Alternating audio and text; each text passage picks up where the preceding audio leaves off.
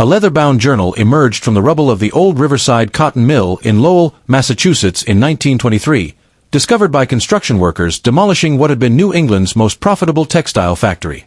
The pages, preserved in a tin box behind a loose brick, were written in two distinct hands, one belonging to a child who'd witnessed an 11-year-old girl's death on the factory floor in 1891, and another to the mill owner's son who'd helped conceal evidence for 32 years before his conscience broke. What made investigators seal the case wasn't just the factory's systematic cover-up of worker deaths, but the revelation that dozens of children had died similarly, their names erased from official records, their families threatened into silence. The journal's final entry, written days before the author's own death, contained a list of 73 names and a plea to tell their stories. Tonight, we're breaking that silence. Before we dive deeper into what happened at Riverside Mill, I need you to do something important. Hit that subscribe button because stories like this, about the people history tried to erase, need to reach everyone. Drop a comment telling me where you're watching from. I want to know my audience, where these forgotten voices are finally being heard. The Merrimack River curved through Lowell like a vein of industrial blood, powering the textile mills that transformed Massachusetts into America's manufacturing heart. In 1891, Riverside Mill stood 4 stories tall along the river's edge, its red brick facade promising prosperity while concealing brutal working conditions for the 800 souls employed within its walls. Most were children. The mill operated under what management called the family wage system, hiring whole families and paying adults barely enough to survive, forcing parents to send their children, some as young as 7, to work 12-hour shifts in deafening, dangerous conditions. The machinery never stopped. Neither did the children. Among them was Kathleen O'Brien, 9 years old with her mother's red hair and her father's stubborn chin. She'd been working at Riverside for 8 months, starting each morning at 5:30 when the bell clanged across the mill district, working until 6 in the evening with one 30-minute break for a lunch of bread and weak tea. Her job was piecing, crawling beneath the massive looms to tie broken threads while the machines thundered above her, close enough to catch clothing, hair, or small fingers in their relentless gears. Kathleen shared a room in the mill boarding house with 7 other girls, sleeping 4 to a bed in a space that measured 10 by 12 feet. Her wages, $3 per week, went directly to her father, who'd brought the family from Ireland 5 years earlier seeking the American prosperity they'd heard so much about. What they'd found was different, but by then they were trapped by debt, by circumstance, by the grinding machinery of industrial capitalism that consumed workers as efficiently as it processed cotton. The Riverside Mill belonged to Harrison Whitmore, 43 years old, Yale-educated, and third-generation textile magnate. He lived in a Greek Revival mansion on Highland Avenue, far enough from the mill district that he never heard the machinery or smelled the cotton dust that filled workers' lungs. Harrison had inherited the mill from his father in 1885 and expanded operations, increasing productivity by 28% through what he called efficiency improvements. These improvements included speeding up machinery, reducing safety protocols that slowed production, and hiring younger children whose small hands could work faster in tight spaces. He kept meticulous financial records showing steady profit increases, but his ledgers contained another set of numbers he preferred not to examine too closely. Injury rates. Death rates. The cost of replacing workers who could no longer perform their duties. Harrison's son William was 12 years old in the autumn of 1891, and like Kathleen, he spent his days surrounded by the textile industry, though his experience couldn't have been more different. He attended Lowell Academy, studied Latin and mathematics, ate 3 full meals daily, and slept alone in a bedroom larger than the one Kathleen shared with 7 others. William had visited his father's mill exactly once, at age 8, for a tour designed to show him the family business he'd eventually inherit. He'd been disturbed by the noise, the heat, the sight of children his own age working beneath dangerous machinery, but Harrison had explained it all in terms that made sense to a child raised to believe in natural social hierarchies. "These families need the work," his father had said. "We're providing opportunities they wouldn't otherwise have. Without mills like ours, they'd starve. It's the natural order of economics." William had believed him because children believe their parents, especially when the alternative means questioning everything they know about the world. The accident happened on October 14th, a Tuesday morning when autumn sunlight filtered weakly through the mill's grimy windows. Kathleen was working her usual station beneath loom number 47 when she heard screaming from the section where the older girls operated the spinning frames. A girl named Rose Murphy, 11 years old and one of the fastest workers in the mill, had been leaning too close to her machine, trying to clear a jam without stopping production because stopping meant lost wages and supervisor's anger. Her hair, thick and long because she'd had no time that morning to braid it properly, had caught in the spinning mechanism. The machine pulled her forward with mechanical indifference, and the screaming lasted perhaps 15 seconds before it stopped. Kathleen, crawling from beneath her loom, saw the aftermath. She saw the foreman, a man named Dutch Stevens, shut down the machine and assess the situation with cold calculation rather than horror. She saw him glance toward the office where the mill manager worked. She saw the other workers, frozen in shock, and the spreading pool of blood that marked where Rose Murphy had stood moments before. Then she saw something that would haunt her for 32 years. Harrison Whitmore had been making his monthly inspection that morning, walking the factory floor with the manager, reviewing productivity reports. He arrived at Rose's machine within minutes of the accident, and stood looking down at the girl's body with an expression Kathleen couldn't read from her position 20 feet away. The manager spoke urgently, gesturing toward the machinery, toward the gathered workers, toward the office. Harrison's response was quiet, but clear enough that Kathleen heard it over the machinery that had continued running in other parts of the mill. "How many witnesses?" "Several dozen, sir. The girl's family, mother and 2 younger siblings, also employed here." Harrison looked at his pocket watch, calculated something. "Stop production for 30 minutes. Tell the workers there's been an unfortunate accident. Rose Murphy, attempting to adjust her machine improperly, violated safety protocols and paid the price. Make sure the other workers understand this is what happens when rules are ignored." "But sir," the foreman protested, "the machine was jamming all morning. We've had complaints about that mechanism for weeks." "Then fix the mechanism and make sure no record of those complaints exists in any documentation. The girl violated safety rules. That's the official determination.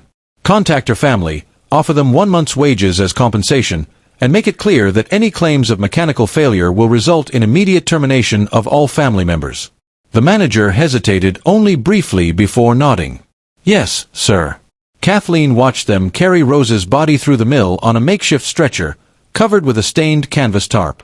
She watched Rose's mother collapse when they told her, watched the woman's grief transform into numb acceptance when the manager explained the terms. 1 month's wages or nothing. A factory job for your family or destitution.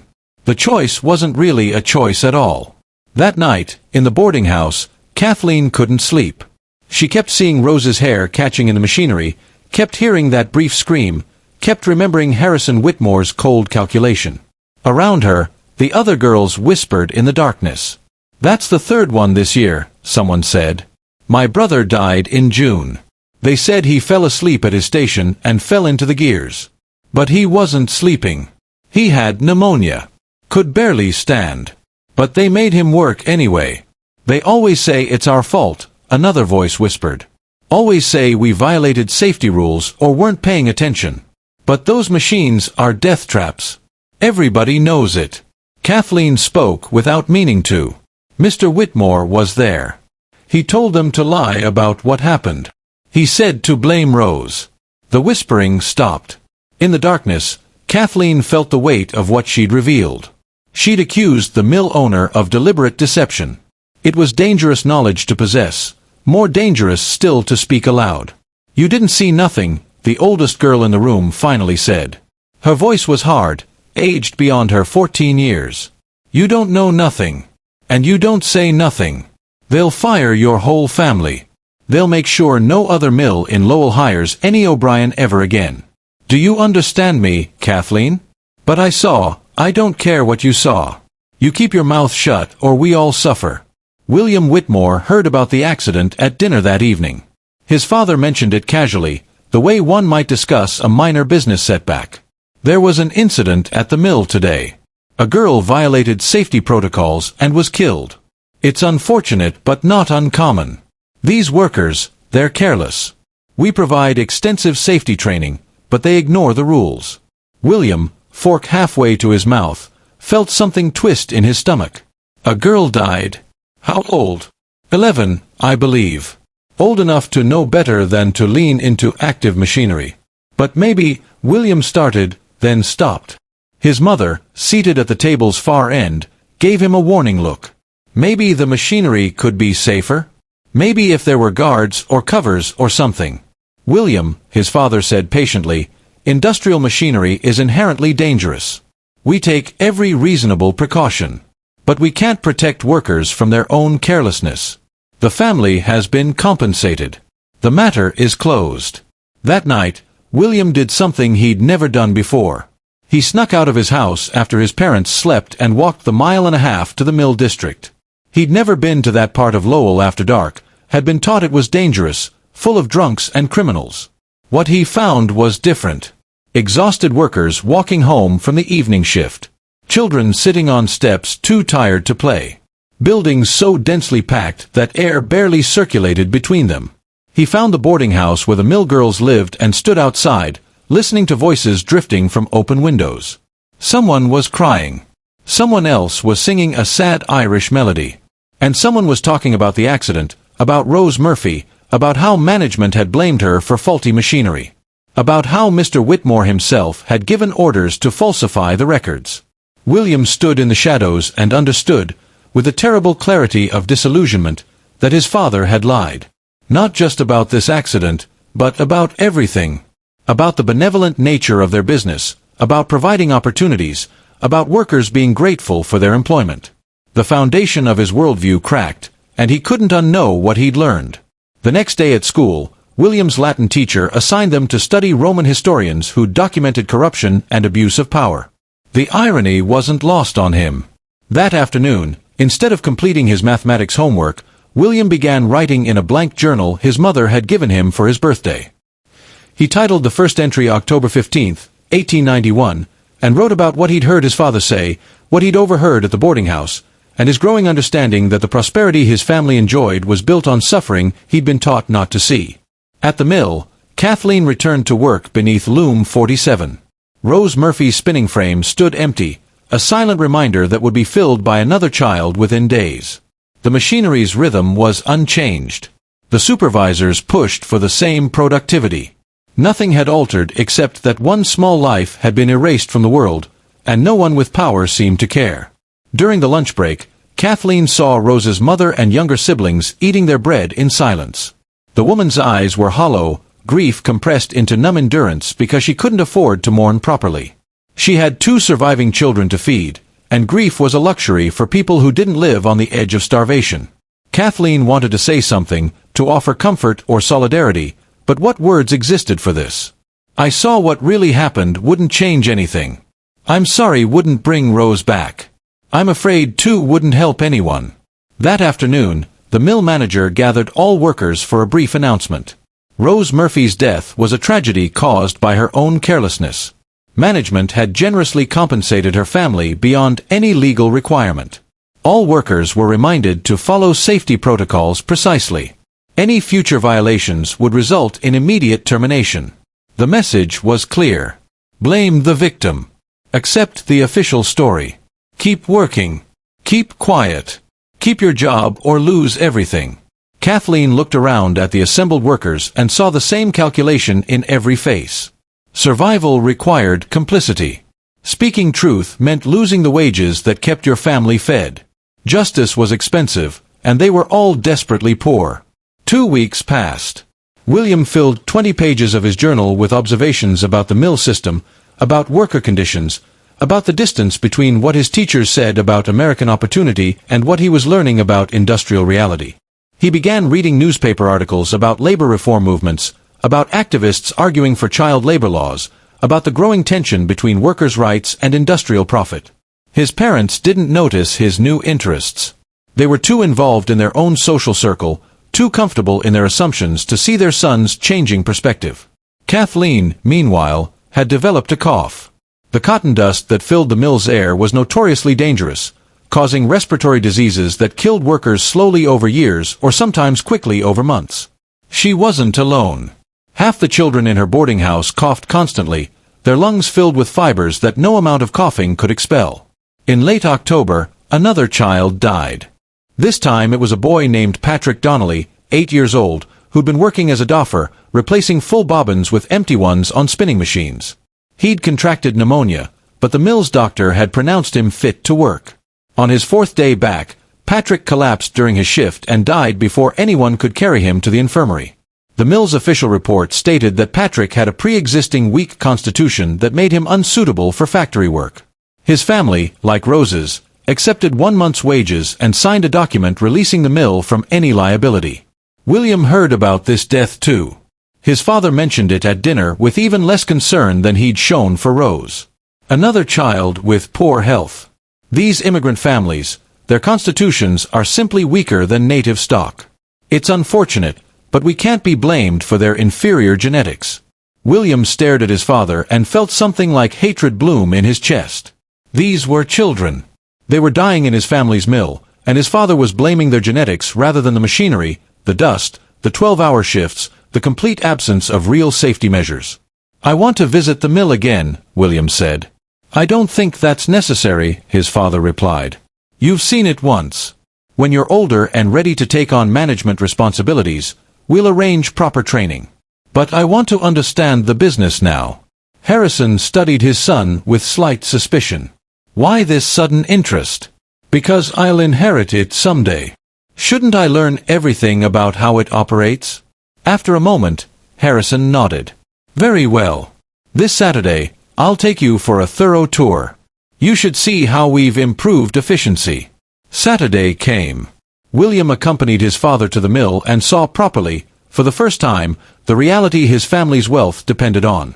He saw children younger than him crawling under machinery that could kill them instantly if they mistimed their movements. He saw boys and girls with missing fingers, with bandaged hands, with the hollow-eyed exhaustion of people twice their age. He saw the cotton dust so thick in the air that breathing felt like drowning. He saw speeds that made accidents inevitable, supervision so sparse that children worked unsupervised near deadly equipment, conditions that would horrify anyone who actually looked. And he saw Kathleen. She was working beneath a loom when he passed, her small body barely visible in the narrow space between the machinery and the floor. She looked up briefly, and their eyes met. William saw recognition in her face, a flash of surprise that the mill owner's son was there, followed immediately by fear. She looked away quickly and continued working, and William understood that she was afraid of him, afraid of anyone with power in a system that had killed her friend and would probably kill her eventually too. The tour lasted 2 hours. Harrison pointed out productivity improvements, new machinery that could process cotton faster, organizational changes that had reduced labor costs. He spoke with pride about profit margins, about market competition, about expanding into new territories.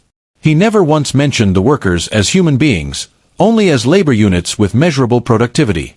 When they returned home, William went directly to his room and wrote for 3 hours.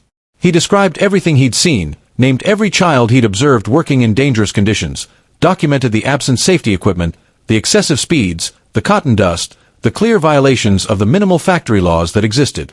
He didn't know what he'd do with this documentation, but recording it felt necessary, like bearing witness was its own form of resistance. Downstairs, Harrison Whitmore sat in his study reviewing financial reports and feeling satisfied with his son's apparent interest in the family business. The boy was growing up, learning to see workers as resources to be managed rather than individuals to be concerned about. It was, Harrison thought, a sign of proper maturity. November brought early winter cold to Lowell. The mill wasn't heated beyond what the machinery generated, and children worked in temperatures that left their fingers stiff and clumsy, increasing accident rates. Kathleen's cough worsened.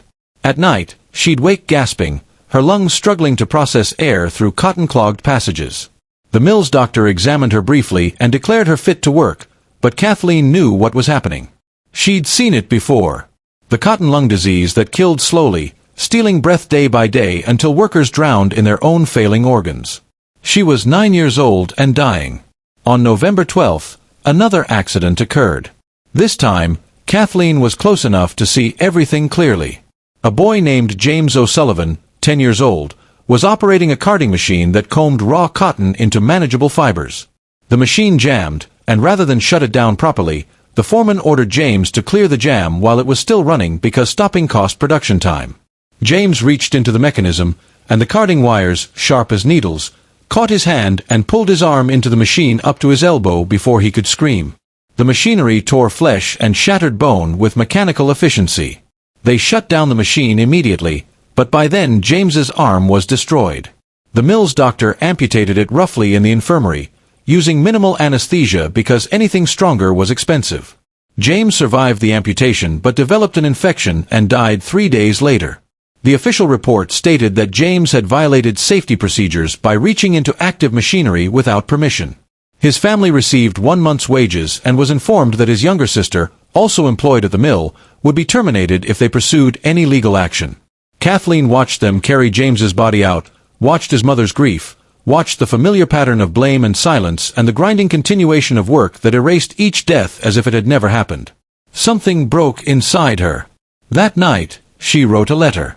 She addressed it to the Lowell Daily Citizen, the city's newspaper, and detailed everything she'd witnessed. Rose Murphy's death caused by faulty machinery. Patrick Donnelly forced to work while sick with pneumonia. James O'Sullivan ordered to reach into active machinery. She named Harrison Whitmore. She described his orders to falsify reports. She signed her name, Kathleen O'Brien, age 9, and included the boarding house address. The next morning, she walked to the newspaper office before her shift started and left the letter with a clerk. 3 days later, Kathleen was summoned to the mill manager's office. She knew immediately that something was wrong. The manager sat behind his desk, and next to him stood Harrison Whitmore himself. On the desk between them lay Kathleen's letter.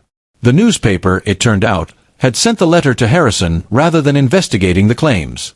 Courtesy between gentlemen, the editor had explained. A chance to respond to accusations before publication. "Miss O'Brien," Harrison said, his voice quiet but edged with threat. "This letter contains serious accusations. Slander, in fact.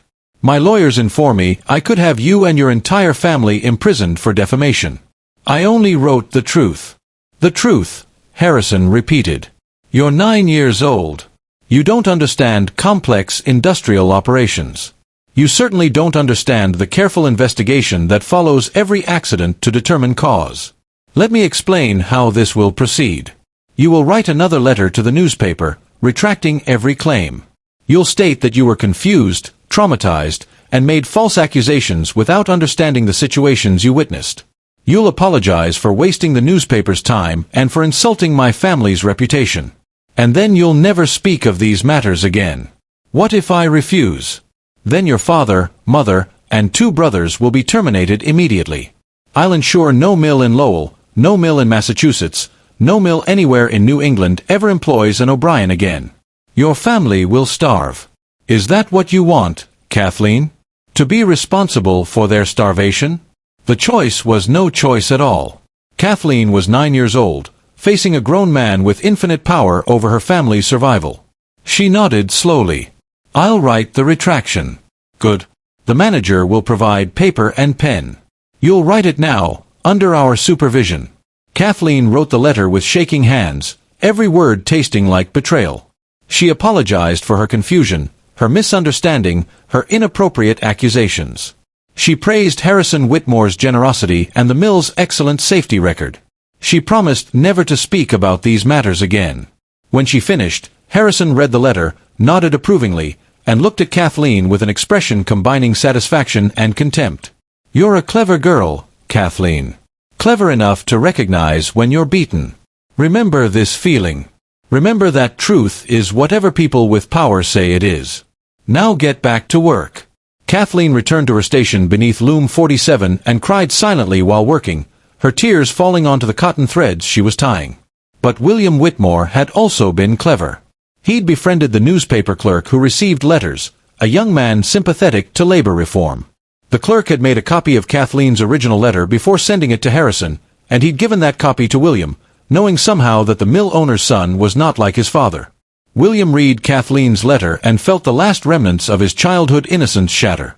Here was proof, written in a child's careful handwriting, documenting everything he'd suspected about his father's cruelty. He added the letter to his growing journal, now over 80 pages of evidence. That Sunday, William did something that would change both their lives. He snuck into the mill district again and waited outside the boarding house until he saw Kathleen. She was sitting on the steps, coughing into a rag that showed traces of blood. "Excuse me," he said quietly. She looked up, and fear immediately filled her eyes. "Please don't be afraid. I know what happened with your letter. I know they forced you to retract it. I have a copy of your original letter, and I've been documenting everything in my own journal. Everything my father says at home, everything I see at the mill. I believe you, Kathleen. Why should I believe you? She asked, her voice hoarse. You're his son. Because, William said simply, what's happening is wrong. My father is responsible for children dying, and he doesn't care. I do care. And I want to help you tell the truth, even if it means going against my own family. Over the following weeks, William and Kathleen met in secret, always carefully, always briefly. She told him details he couldn't observe himself, the stories other workers shared, the names of children who died, the specific dangerous conditions on different parts of the factory floor. William wrote everything down, creating a comprehensive record of Riverside Mill's deadly practices. In December, Kathleen collapsed during her shift. The cotton lung disease had progressed rapidly, and the mill's doctor finally admitted she was too sick to work. Her family, now missing her wages, faced immediate poverty. Harrison Whitmore, informed of the situation, offered his usual 1 month's wages as compensation for her years of service. William, learning of this from his father at dinner, made a decision. That night, he packed a small bag with clothes, money stolen from his father's study, and most importantly, his journal containing all the evidence he'd compiled. He left a note for his parents stating simply that he couldn't be part of their business anymore, that what they were doing was murder, and that he was going to make sure the truth was told. He went first to Kathleen's family's tenement. Her parents, desperate and confused, listened as this 12-year-old boy from the ruling class explained that he had documentation proving the mill's negligence, that he wanted to take Kathleen to Boston where there were doctors who might actually help her, and reform activists who would listen to their testimony. We can't afford Boston doctors, Kathleen's father said. I can, William replied. And I will. I have money, and I have connections through my mother's family who don't approve of my father's business practices. Please, let me try to help. Kathleen, weak and struggling to breathe, looked at William with eyes that had seen too much suffering for a 9-year-old. Why are you doing this? Because it's right, William said. And because someone has to. They traveled to Boston by train. William used his family name to secure meetings with reform activists, with journalists at the Boston Globe who were less friendly with mill owners than the Lowell papers, with doctors at Massachusetts General Hospital who treated Kathleen without demanding payment first. The journal, combined with Kathleen's testimony, created a detailed picture of systematic abuse at Riverside Mill. The evidence was too comprehensive, too well documented from both inside and outside the system, to be easily dismissed. The Boston Globe published a series of articles in January 1892 titled The Mill Children's Testimony.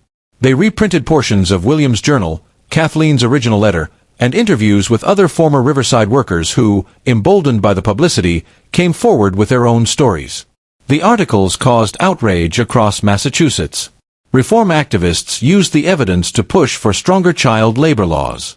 Harrison Whitmore faced investigations from state authorities, lawsuits from workers' families, and social ostracism from Boston society families who'd always looked down on the industrial nouveau riches of Lowell. The mill didn't close, but conditions improved marginally. Safety equipment was installed. Hours were reduced slightly. Children under 10 were officially barred from employment, though enforcement remained weak. It wasn't justice, not really, but it was something. Harrison Whitmore never forgave his son. He disowned William formally, removing him from any inheritance, and forbade anyone in the family from contacting him. William didn't care. He'd found a different family among the reformers and activists, people who believed that truth mattered more than profit. Kathleen survived. The Boston doctors couldn't cure the cotton lung disease, but they slowed its progression enough that she lived to see 18, long enough to testify before a state legislative committee considering child labor reforms, long enough to see her story, and the stories of children like Rose and Patrick and James, finally being heard. In 1899, Kathleen died peacefully in a Boston hospital, surrounded by William and the community of activists who'd adopted her as one of their own. She was 16 years old. William, now 19, had dedicated his life to labor reform. He attended Harvard on a scholarship provided by reform-minded philanthropists, studied law, and specialized in representing workers against industrial employers. The journal he'd started at age 12 became the foundation of his life's work. In 1923, when Riverside Mill was finally demolished after years of declining profits and increased regulations that made the old brutal efficiency impossible, William returned to Lowell for the first time in decades. He was 43 years old now, the same age his father had been when William had first begun to see the truth. He walked through the ruins of the mill where Kathleen and so many others had suffered, and he made a decision. He'd kept the original journal all these years, along with Kathleen's letter and other documents from that terrible winter. He sealed them in a tin box and hid them in the mill's remaining wall, behind a loose brick. With them, he placed a note that read, "This is the testimony of children who died at Riverside Mill between 1890 and 1892. Their names are listed here. Their stories deserve to be remembered. Truth matters, even when it costs everything to tell it." The box was discovered during demolition, just as William had hoped it would be. The workers who found it brought it to local authorities, who tried to suppress it, but copies had already been made. The story spread through newspapers across the country, part of a growing national conversation about labor rights, child welfare, and the human cost of industrial capitalism.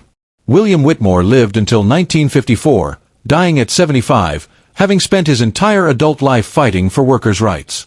He never reconciled with his father, who died bitter and isolated in 1920. Harrison's mills eventually failed, unable to compete once forced to treat workers humanely.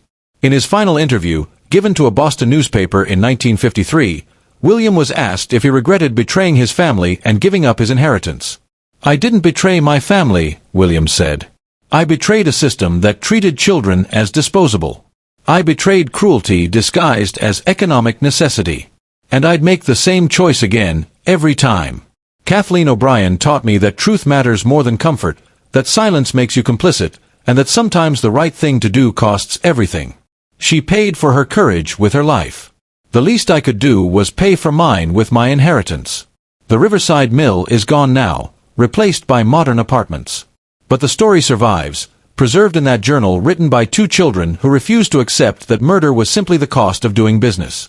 Their testimony changed laws, saved lives, and reminded us that every person who suffers injustice deserves to have their story told. So what do you think about this story? Does it make you wonder what injustices we're overlooking today, what uncomfortable truths we're choosing not to see? Drop your thoughts in the comments below. If this story moved you, share it with someone who needs to hear it. Hit that subscribe button and turn on notifications because history's forgotten voices deserve to be heard. Until next time, remember that speaking truth to power always matters, even when it costs everything.